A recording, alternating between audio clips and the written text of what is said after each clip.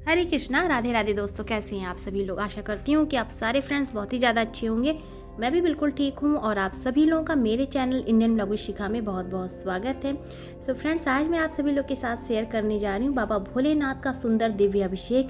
जैसा कि हम सभी जानते हैं, माघ मास का महीना चला है, बहुत ही पावन महीना है। ऐसे में जब हम भोले बाबा का दिव्य अभिषेक करते हैं तो इसका हमें अनंत गुना फल प्राप्त होता है। बाबा भोलेनाथ प्रसन्न होते हैं और अपनी कृपा दृष्टि हम पर सदैव बनाए रहते हैं।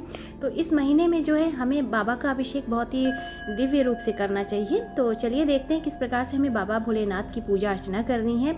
तो सबसे पहले हमें जो है बाबा का सुंदर से जल से अभिषेक करना है। जल में गंगा जल मिलाना है और आप देख सकते हैं कुछ इस प्रकार से हमने बाबा को आसन दिया है। इस समय अगर आपके पास बेलपत्र हो तो बहुत ही अच्छा है। बेलपत्र का आसन देके बाबा को आप विराजमान करें और सुंदर पुष्पों द्वारा उनका जो है अभिषेक कर सकते हैं। पुष्प का आसन दें। तो यहाँ पर मेरे पास तो बेलपत्र नहीं था, तो हमने जो है पुष्पों का आसन दिया है बाबा को और कुछ इस प्रकार से स्नान कराएंगे। तो सबसे पहले शुद्ध जल में गंगा जल मिलाकर बाबा का इस प्रकार से अभिषेक करेंगे। इसके बाद दूध से स्नान कराएंगे बाबा को। कच्चे दूध से, गाय के कच्चे दूध से स्नान कराएंगे। कच्चे दूध का बहुत ही अधिक महत्व है। इसके बाद दही से स्नान कराएंगे। हो सके तो आप पंचामृत से स्नान कराएं तो बहुत ही अति उत्तम है। फलों के रस से स्नान कराएं, वो भी बहुत ही उत्तम है। लेकिन अगर आपके पास कभी होता है कि कभी कोई सामग्री नहीं होती है तो आप केवल माघ मास में केवल दूध दही से स्नान करा के देखें बाबा को। बहुत ही दिव्य स्नान होता है बाबा का और बहुत ही कृपा होती है बाबा की। और दूध और दही का स्नान बहुत ही दिव्य माना जाता है। तो आप केवल दूध दही से भी बाबा का अभिषेक कर सकते हैं। तो बस यहाँ पर आज जो है हम दूध दही से केवल बाबा का अभिषेक करेंगे। बहुत ही सुंदर जो है अभिषेक होगा और इसका अनंत फल प्राप्त होता है। कहा जाता है कि माघ मास का जो महीना होता है बहुत ही पावन महीना होता है। ऐसे महीने जैसे कि कार्तिक का महीना होता है, जो है विष्णु भगवान का महीना होता है, सावन का महीना बाबा का होता है और इसी तरह से माघ मास का जो महीना होता है बहुत ही दिव्य महीना होता है। ऐसे में भोलेनाथ की जो जितनी सेवा अर्चना आप कर सकते हैं उतनी करें, इसका बहुत ही फल प्राप्त होता है। माघ मास का जो है महात्म्य सुनना चाहिए और इस प्रकार से हमें जो है बाबा की सेवा अर्चना करनी चाहिए।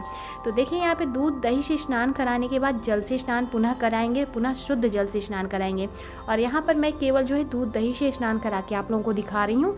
शहद, घी, शक्कर इत्यादि मैं यहाँ पर नहीं ली हूँ। केवल दूध दही से स्नान हम करा सकते हैं बाबा का। और अगर आपके पास दूध दही शक्कर है तो आप पंचामृत तैयार करके दिव्य स्नान करा सकते हैं। तो केवल आज इस तरह से हमारे बाबा का स्नान हुआ। इसके बाद शुद्ध कपड़े से, मतलब कि साफ कपड़े से बाबा को पोंछेंगे और इसके बाद इत्र की सेवा देके बाबा को इस तरह से आसन पे विराजमान कर देंगे।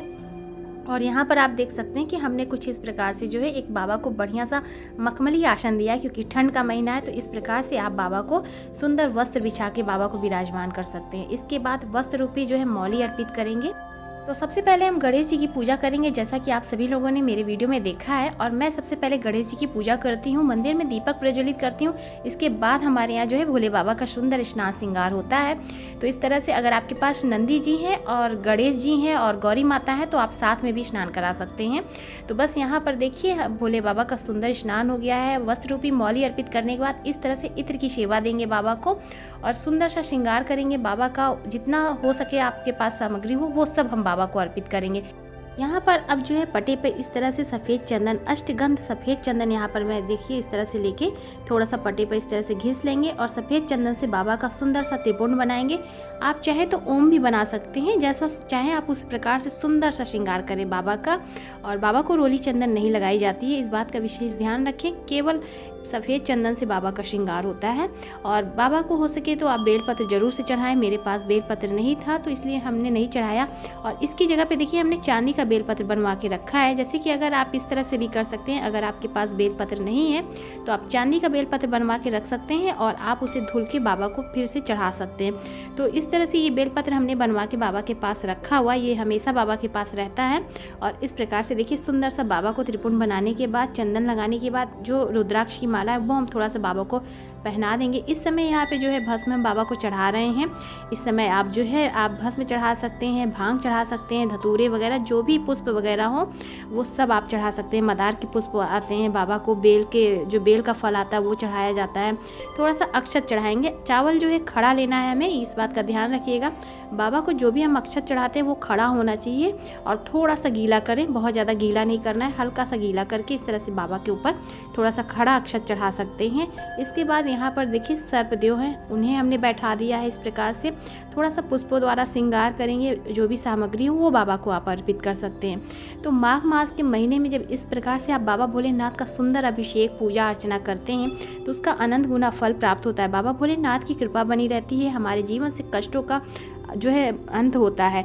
और जैसा कि हम सभी जानते हैं, जिस घर में बाबा भोलेनाथ विराजमान रहते हैं उस घर में कोई भी जो है अनिष्टकारी घटनाएं नहीं होती हैं, और जो भी आदि व्याधि होते हैं वो सब हमारे घर से दूर रहते हैं। तो इस प्रकार से बाबा का जो है आप अपने घर में विराजमान करके सुंदर दिव्य अभिषेक पूजा अर्चना कर सकते हैं। माघ मास का महीना चल रहा है, आप इस महीने में बाबा को अपने घर में जो है ले आके इस तरह से विराजमान करें, उनकी पूजा अर्चना कर सकते हैं।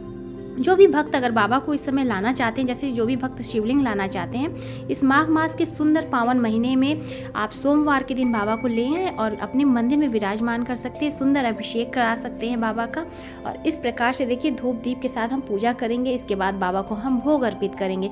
बाबा को जो हम शिवलिंग पे भोग अर्पित करते हैं वो हम स्वयं प्रसाद में नहीं लेते हैं, वह कोई ब्रह्मचारी ही व्यक्ति प्रसाद ले सकता है। आप मंदिर में पंडित को दान दे सकते हैं, और जब इस तरह से मंदिर में भोग चढ़ाते हैं तो वो सब हम लोग प्रसाद ले सकते हैं। तो इस तरह से भोग प्रसाद हम बाबा को अर्पित करते हैं। तो यहाँ पे देखिए हमने जो बाबा से थोड़ा सा अलग हटा के जैसे भोग प्रसाद मंदिर में मैं लगाती हूँ, इसी तरह से मैंने भोग प्रसाद रखा है। अगर आप चाहें तो बाबा के भी पास रख सकते हैं। इसके बाद सुंदर आरती करेंगे। तो यहाँ पे आप धूप दीप के साथ देखिए हमने आरती की है। आप कपूर से भी आरती कर सकते हैं। मैं ज़्यादा कपूर नहीं जलाती हूँ क्योंकि इससे काला काला होता है ना, तो मंदिर थोड़ा काला होने का डर रहता है। इस तरह से हम जो है आरती करेंगे। और अब देखिए सुंदर भोले बाबा का दर्शन करें, कितना सुंदर सा श्रृंगार हुआ है। और यहाँ पर आ जाते हैं तो गणेश जी की पूजा देखिए इस प्रकार से हुई थी। और यहाँ हमारे जो है भोले बाबा, माँ पार्वती, नंदी महाराज विराजमान है। तो आज बहुत ही विशेष सुंदर सा पूजा हुआ है मंदिर का, और मंदिर की भी दर्शन बहुत ही सुंदर है। तो इस प्रकार से जो है हमने जो है माघ मास में बाबा भोलेनाथ की पूजा अर्चना की है, जो कि मैंने आप लोग के साथ शेयर किया। सो उम्मीद करती हूँ कि आप सभी लोगों को मेरी आज की ये पूजा पसंद आई होगी। तो प्लीज़ मेरे वीडियो को लाइक कीजिएगा, ज़्यादा से ज़्यादा शेयर कीजिएगा, और चैनल पे मेरे पहली बार आए हैं तो मेरे चैनल को भी सब्सक्राइब कीजिएगा। मैं मिलूंगी आप सभी लोगों को अच्छे से नए से और से अच्छे से वीडियो के साथ, और इंस्टाग्राम पे भी मुझे फॉलो करिएगा। तब तक के लिए हरे कृष्णा, राधे राधे। बोलिए जय भोलेनाथ बाबा की जय।